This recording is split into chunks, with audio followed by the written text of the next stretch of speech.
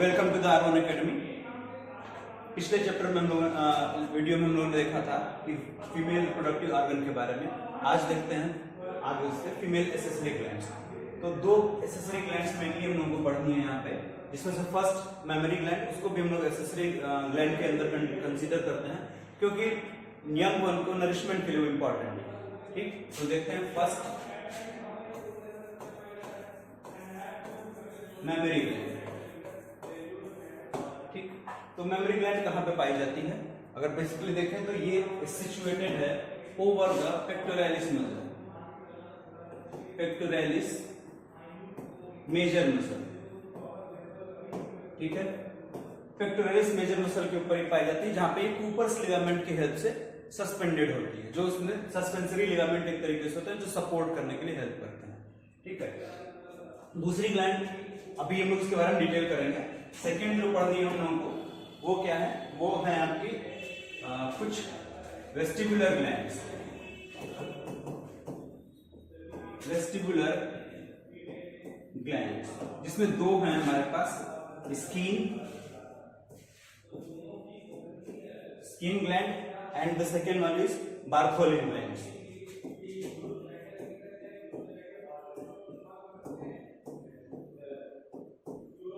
ये जो vestibular glands हैं हमारी, ये वेस्टिबुलर ग्लैंड्स बेसिकली अगर देखा जाए तो मेल में जो आपकी कॉर्पस ग्लैंड थी उसके होमोलोगस कहा जा सकता है, क्या कहा जाता है सिंपली बोले तो, क्योंकि इनका फंक्शन समवॉट सिमिलर है उन्हीं के जैसे।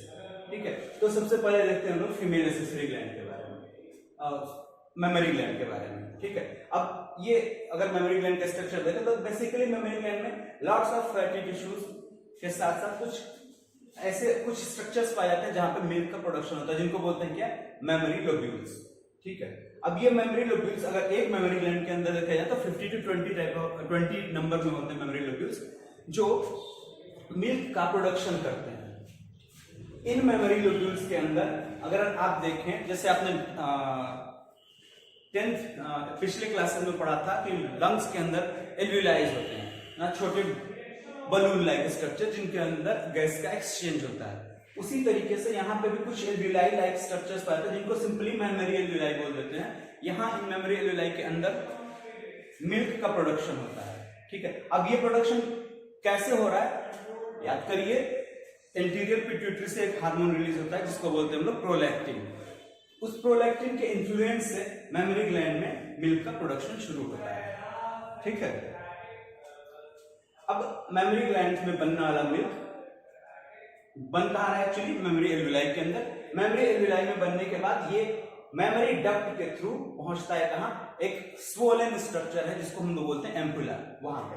ठीक, एम्पुला से लैक्टिफेरस डक्ट से होते हुए वाया निपल मिल्क बाहर आ सकता है। अब आपको ये पाथ याद रखना है ना, ये पूछ सकता है आपसे पाथ। अब ये आपके जो एकेडमिक एग्जाम्स हैं 11th 12th के, उसमें या इसके अलावा आप अगर नीट का पेपर देते तो वहां पे भी ये कुछ चीजें पूछी जाती हैं। तो इन चीजों को आपको ध्यान में रखना है। ठीक है, अब निपल के अराउंड का स्किन थोड़ा सा डार्क कलर की पाई जाती है जिसको एरियोला बोलते हैं। ठीक है, तो ये सिंपल सा स्ट्रक्चर। अब मिल्क की बात करें तो मिल्क में क्या पाया जाता है? मदर के मिल्क में यूजुअली जो प्रोटीन होती है उसको बोलते हैं लोग कैसिन प्रोटीन। इसके अलावा lactose sugar, fat, lots of minerals और न्यूट्रिएंट्स जो हमारे हैं, वो सारी चीजें। क्या नहीं पाया जाता ये इंपॉर्टेंट है जो आपको याद रखना है, या जिसमें मिल्क पुअर है तो वो चीजें हैं, दो चीज, विटामिन सी और आयरन या folic acid. Vitamin C mother milk में बहुत कम क्वांटिटी में पाया जाता है, और आपको पता होगा फर्स्ट मिल्क जो रिलीज किया जाता है आफ्टर द चाइल्ड बर्थ उसको हम लोग क्या बोलते हैं? कोलोस्ट्रम, है ना, कोलोस्ट्रम, जिसकी न्यूट्रिटिव वैल्यू तो बहुत अच्छी नहीं होती है, लेकिन इसमें इम्यूनोग्लोबुलिन्स होते हैं जो हम लोग के इम्यून सिस्टम को मेंटेन करने में हेल्प करते हैं। इसीलिए मदर का फर्स्ट मिल्क या फ्यू डेज का मिल्क बहुत ज्यादा इंपॉर्टेंट होता है किसी भी बच्चे के लिए, और ये सजेस्ट किया जाता है कि फर्स्ट 6 मंथ तक बच्चे को सिर्फ और सिर्फ मदर मिल्क दिया जाए, इसके अलावा कुछ भी नहीं। ठीक है, तो ये मेमोरी ग्लैंड अगर देखें तो किसी भी क्लास में लिया कि किसी भी एनिमल को अगर आप देख रहे तो सबके पास पाई जाती है, इवन इन मेल और या फीमेल कोई भी हो, दोनों के अंदर मेमोरी ग्लैंड पाई जाती है, लेकिन मेल के अंदर ये मेमोरी ग्लैंड एक्टिव नहीं होती है ना। तो मेमोरी ग्लैंड का development at the age of puberty शुरू होता है under the influence of progesterone and oestrogen.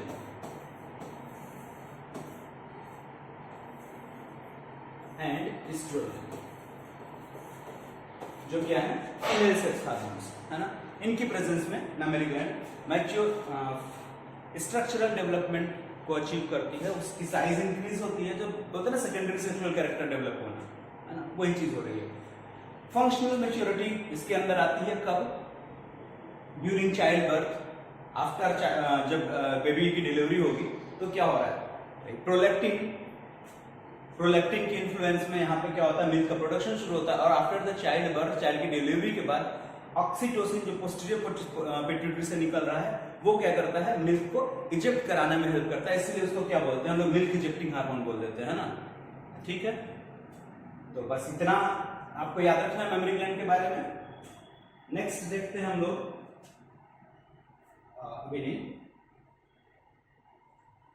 Skin gland, vestibular glands के बारे में देखा जाए। नेक्स्ट जो है हमारी वेस्टिबुलर ग्लैंड्स,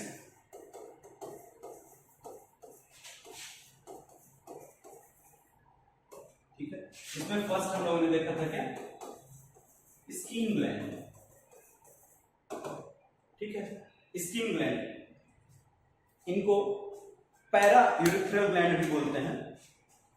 स्किन ग्लैंड को हम लोग पैरा यूरिथ्रल ग्लैंड,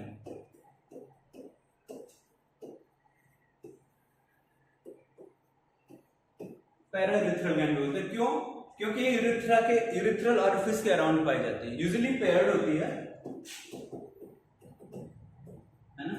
यूजुअली ये क्या होती है, पेयर्ड ग्लैंड है जो एल्कलाइन म्यूकस सिक्रीट करती है।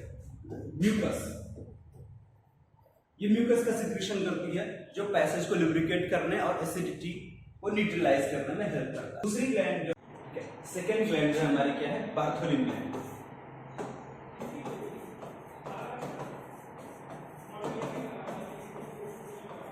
ठीक है, बार्थोलिन ग्लैंड क्या करती है, एल्कलाइन सिक्रेशन रिलीज कर रही है। क्या है ये भी, ये अराउंड वेजाइनल ऑरिफिस पाई जाती है, अराउंड वेजाइनल ऑरिफिस। करती क्या है ये, एल्कलाइन सिक्रेशन। और ये एल्कलाइन सिक्रेशन क्या करता है, ये पैसेज को लुब्रिकेट करता है। क्या करता है, lubrication and neutralises acidic medium of vaginal canal. Acidic medium को न्यूट्रलाइज करना जरूरी है, अदरवाइज स्पर्म जो है वो किल हो सकते हैं, उनके लिए मीडियम जो एल्कलाइन चाहिए। ठीक है, तो ये बात हुई कि हमारी बार्थोलिन ग्लैंड्स की। Welcome to Daron academy, my self Ram Singh Suryavanshi. Last lecture में हम लोगों ने देखा था क्या, फीमेल एसेसरी ग्लैंड का फंक्शन और उसका स्ट्रक्चर कैसा था, वो कैसे काम कर रहे थे। इस लेक्चर में हम लोग देखेंगे गैमेटोजेनेसिस क्या होती है, कैसे होती है। ठीक है, गैमेटोजेनेसिस एक्चुअली में होता क्या है कि अनडिफरेंशिएटेड जर्म सेल से एक गैमीट का फॉर्मेशन, वो मेल गैमीट हो सकता है, वो फीमेल गैमीट हो सकता है। ठीक है ना, अगर बात हम लोग मेल गैमेट की करेंगे तो बोलेंगे स्पर्मेटोजेनेसिस, अगर हम बात करेंगे फीमेल गैमेट की तो हम बोलेंगे oogenesis। कब शुरू होती है स्पर्मेटोजेनेसिस और कब शुरू होती है oogenesis। सिंपली देखें, अगर आप स्पर्मेटोजेनेसिस की बात करेंगे तो ये at the age of puberty पे शुरू होती है, जबकि oogenesis वो कब शुरू हो रही है, एम्ब्रियोनिक लाइफ से शुरू हो जाती है। ठीक है, कब बंद होती है ये प्रोसेस, स्पर्मेटोजेनेसिस यूजुअली बंद ही नहीं होती है, थ्रू आउट लाइफ चलती रहती है, जबकि oogenesis जो है वो मेनोपॉज के साथ रुक जाती है। मेनोपॉज मतलब मेंस्ट्रुएशन का स्टॉपेज, जब मेंस्ट्रुअल साइकिल एक फीमेल के अंदर सीज हो जाती है, बंद होती है, तो बोलते हैं क्या, मेनोपॉज। जबकि मेंस्ट्रुएशन की इनिशिएशन को क्या बोलते हैं, जब मेंस्ट्रुएशन शुरू होता है at the age of puberty, उसको बोलते थे क्या, मेनार्की या मिनार्की। ठीक है, तो स्पेसिफिकली स्पर्मेटोजेनेसिस और oogenesis क्या है, इनको अलग अलग देखते हैं। बात किया जाए सबसे पहले स्पर्मेटोजेनेसिस की, तो स्पर्मेटोजेनेसिस आपने स्ट्रक्चर पढ़ा है कि सेमिनिफेरस ट्यूब्यूल के अंदर कुछ जर्मिनल एपिथेलियल टिश्यूज हैं, जर्मिनल टिश्यूज हैं जो स्पर्मेटोगोनिया फॉर्म करते हैं माइटोटिकली, ठीक। ये मीन स्पर्मेटोगोनिया डिप्लॉयड स्ट्रक्चर है। ये स्पर्मेटोगोनिया फर्दर माइटोसिस डिवीजन करके ग्रोथ करते हैं, साइज में इंक्रीज होते हैं और उसमें से कुछ स्पर्मेटोगोनिया जो है वो प्राइमरी स्पर्मेटोसाइट में कन्वर्ट हो जाते हैं, जो कि एक डिप्लॉयड स्ट्रक्चर है। ये प्राइमरी स्पर्मेटोसाइट फर्दर ग्रो करता है और ये डिवाइड होता है, बनाता है क्या, दो सेकेंडरी स्पर्मेटोसाइट, ठीक। कैसे बना रहा है? Through meiosis. इसका मतलब सेकेंडरी स्पर्मेटोसाइट जो बन रहे वो क्या होंगे? वो होंगे हैप्लॉइड, ठीक, हैप्लॉइड स्ट्रक्चर। सेकेंडरी स्पर्मेटोसाइट में मियोसिस 2 कंप्लीट होती है और बनते हैं क्या? 4 स्पर्मेटिड्स। ये चारों स्पर्मेटिड्स जो हैं ये अभी इमेच्योर है, ठीक। ये क्या करते हैं? सर्टोली सेल्स में अपना हेड इम्बेड कर देते हैं, उसमें सिर को धंसा के पड़े रहते हैं और वहां पे क्या होता है? इनका मैच्योरेशन होता है, ये मैच्योर होते हैं और बनता है क्या? स्पर्मेटोजोआ। तो स्पर्मेटिड बनने तक की प्रोसेस जो है वो बेसिकली क्या कहलाती है? स्पर्मेटोजेनेसिस। और स्पर्मेटिड से स्पर्मेटोजोआ के बनने की प्रोसेस को हम लोग बोलते हैं क्या? स्पर्मियोजेनेसिस। और ये स्पर्मेटोजोआ जो सेमिनिफेरस ट्यूब्यूल्स में है, आफ्टर मैच्योरिटी ये यहां से रिलीज होंगे और कहां पहुंच जाएंगे? एपिडिडाइमिस में। और जब एपिडिडाइमिस में ये पहुंचते हैं तो इस प्रोसेस को, इस रिलीज होने के, इनके सेमिनिफेरस ट्यूब्यूल से रिलीज होने की प्रोसेस है वो क्या कहलाती है? उसको बोलते हैं हम लोग स्पर्मिएशन, ठीक है। तो ये स्पर्मेटोजोआ जो है ये क्या होंगे? ये सेमिनिफेरस ट्यूब्यूल से निकल के कहां पहुंच जाएंगे? एपिडिडाइमिस, ठीक। अब ये प्रोसेस हो कैसे रही है? Under the influence of follicle stimulating hormone, ठीक है। इस चीज को आपको ध्यान में रखना है क्योंकि हार्मोनल कंट्रोल में लास्ट में एक बार फाइनली एक साथ देख लेंगे इस चीज को, ठीक। आगे बढ़ते हैं।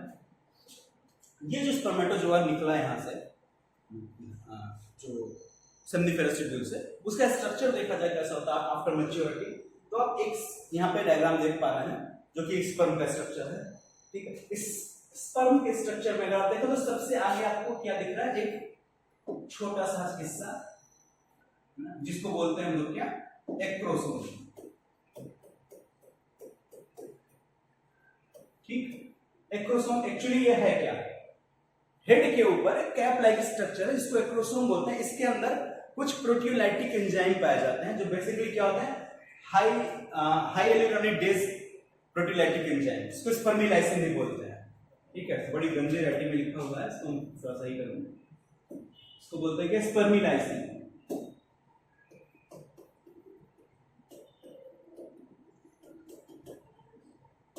ठीक है।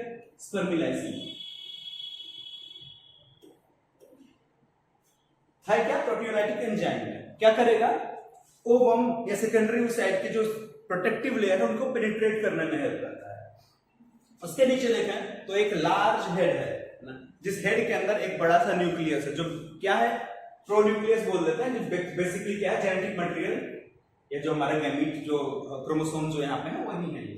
उसके नीचे आप जाते हैं तो देखते हैं क्या? एक छोटी सी स्मॉल सी नेक है जिसमें 2 सेंट्रियोल पाए जाते हैं, प्रॉक्सिमल सेंट्रियोल और डिस्टल सेंट्रियोल।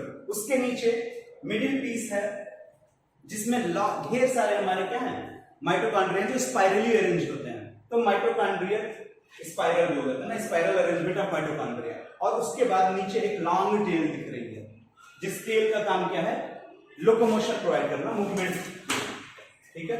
इस टेल का काम क्या है? मूवमेंट प्रोवाइड करना, किसको? स्पर्म को। सॉरी, ये क्या करता है?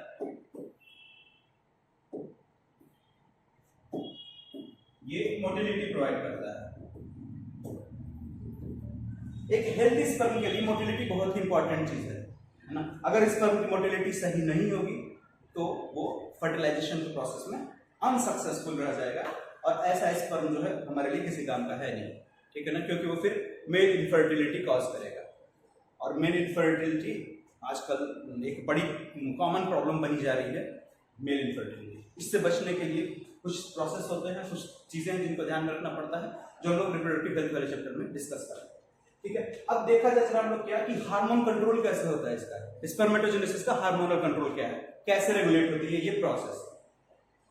At the age of puberty, जब प्यूबरिटी की एज आती है उस समय क्या हो रहा है आपका?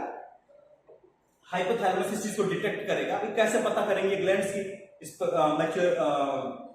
प्यूबरिटी की एज आ गई है, कोई पैरामीटर ऐसा कुछ नहीं होता है। तो हाइपोथैलेमस है जो इस चीज को डिटेक्ट करता है, वो क्या करेगा, हाइपोथैलेमस रिलीज करेगा GnRH, गोनाडोट्रोपिन रिलीजिंग हार्मोन। ये हार्मोन एक्ट करता है पिट्यूटरी के ऊपर काम करेगा और पिट्यूटरी से दो हार्मोन रिलीज कराएगा, फॉलिकल स्टिमुलेटिंग हार्मोन और ल्यूटिनाइजिंग हार्मोन। ठीक है, एंटीरियर पिट्यूटरी से पिट्यूटरी के हार्मोन है दोनों, ये आप 10th से पढ़ते आते हैं। FSH जो है वो किस पे काम करता है, सर्टोली सेल्स के ऊपर, सर्टोली सेल्स के ऊपर काम करता है और वहां से मल्टीपल फंक्शंस परफॉर्म करवा रहा है। देखिए क्या क्या हो रहा है, इनहिबिन के बारे में बाद में बात करेंगे, हम लोग पहले बात करें जरा। देखें ये क्या करता है, एंड्रोजन बाइंडिंग प्रोटीन ABP है ना, ये क्या है, androgen binding protein, androgen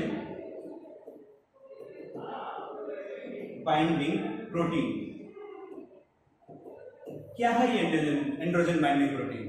basically ये क्या करता है, एंड्रोजन यानी कि चीफ एंड्रोजन कौन सा है, टेस्टोस्टेरोन, उसको ये कंसेंट्रेट कर देता है, ठीक है, और अवेलेबल कराता है किसके लिए, आपके स्पर्मेटोजेनेसिस की प्रोसेस को कंप्लीट कराने के लिए। क्योंकि इस जो एंड्रोजन जो है क्या है आपका चीफ मेल रिप्रोडक्टिव हार्मोन या सेक्स हार्मोन जो है, ये क्या करता है, सेकेंडरी सेक्सुअल कैरेक्टर इसी की वजह से हो रहा है, प्लस स्पर्मेटोजेनेसिस की प्रोसेस को ये रेगुलेट करता है।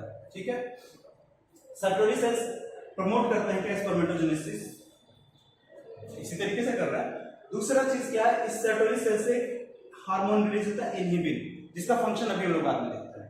दूसरी तरफ देखें तो ल्यूटिनाइजिंग हार्मोन, ल्यूटिनाइजिंग हार्मोन इस पे काम कर रहा है लिडिक सेल्स या इंटरस्टिशियल सेल के ऊपर। इंटरस्टिशियल सेल या लिडिक सेल्स ये टेस्टोस्टेरोन का सेक्रेशन करती हैं, ना कहां पाई जाती है, सेमिनिफेरस ट्यूब्यूल्स के बीच में जो खाली जगह पाई जाती है ना, वहां पे ये टेस्टोस्टेरोन क्या करता है, सेकेंडरी सेक्सुअल कैरेक्टर्स मेंटेन कराता है, प्लस प्रमोट करता है किसको, स्पर्मेटोजेनेसिस को। ठीक है, इस तरीके से क्या होता है, स्पर्मेटोजेनेसिस रेगुलेट होती है। अब बात करें यहाँ पे इनहिबिन क्या कर रहा है। इनहिबिन जैसा कि नेम सजेस्ट कर रहा है इसका, as its name suggest, it inhibits a process, which process, spermatogenesis. कब, जब ये इनहिबिन नेगेटिव फीडबैक देगा किसको, हाइपोथैलेमस और पिट्यूटरी को, तो हाइपोथैलेमस से GnRH और पिट्यूटरी से LH और FSH का सिक्रीशन जो है वो सप्रेस कर दिया जाएगा, नतीजा प्रोसेस स्लो पड़ जाएगा या रुक जाएगी। Similarly higher level of testosterone भी एज अ नेगेटिव फीडबैक काम करता है for the process of spermatogenesis. ठीक है, तो ये हुआ इसका हार्मोनल कंट्रोल। ठीक है, नेक्स्ट oogenesis लोग अगले लेक्चर में देखेंगे। Okay, thank you. कमेंट या जरूर करिएगा, बताइएगा कैसा लगा आपको, और चैनल को सब्सक्राइब करिए प्लीज। Okay, bye.